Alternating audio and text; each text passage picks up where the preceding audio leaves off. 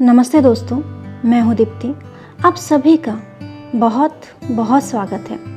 प्रस्तुत है माधवराव सप्रे जी की कहानी एक टोकरी भर मिट्टी।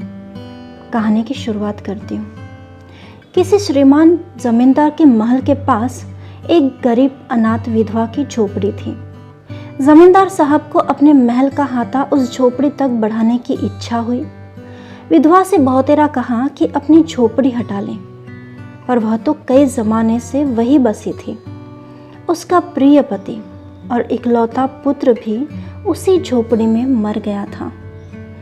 पतोहू भी 1-5 बरस की कन्या को छोड़कर चल बसी थी।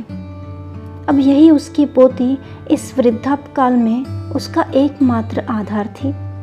जब कभी उसे अपनी पूर्व स्थिति की याद आ जाती तो मारे दुख के फूट फूट कर रोने लगती थी। और जब से उसने अपने श्रीमान पड़ोसी की इच्छा का हाल सुना, तब से तो वह मृतप्राय हो गई थी।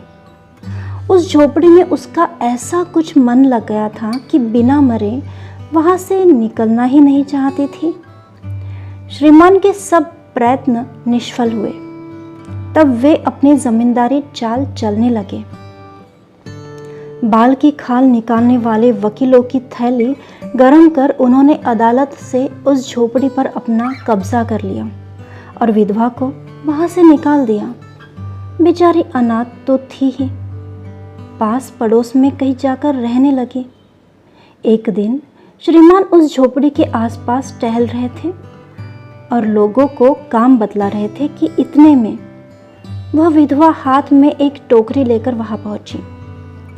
श्रीमान ने उसको देखते ही अपने नौकरों से कहा कि उसे यहाँ से हटा दो, पर वह गिड़गिड़ाकर बोली, महाराज, अब तो झोपड़ी तुम्हारी ही हो गई है, मैं उसे लेने नहीं आई हूँ। महाराज, क्षमा करे तो एक विनती है। जमींदार साहब के सिर हिलाने पर उसने कहा कि जब से यह झोपड़ी छूटी है तब से पोती ने खाना पीना छोड़ दिया है। मैंने बहुत कुछ समझाया पर एक नहीं मानती। कहा करती है कि अपने घर चल, वही रोटी खाऊंगी। अब मैंने सोचा है कि इस झोपड़ी में से एक टोकरी भर मिट्टी लेकर उसी का चूल्हा बनाकर रोटी पकाऊंगी। इससे भरोसा है कि वह रोटी खाने लगेगी। महाराज, कृपा करके आज्ञा दीजिए तो इस टोकरी में मिट्टी ले आओ। श्रीमान ने आज्ञा दे दी। विधवा झोपड़ी के भीतर गई। वहां जाते ही उसे पुरानी बातों का स्मरण हुआ। आंखों में आंसू की धारा बहने लगी। अपने आंतरिक दुख को किसी तरह संभाल कर उसने अपनी टोकरी भर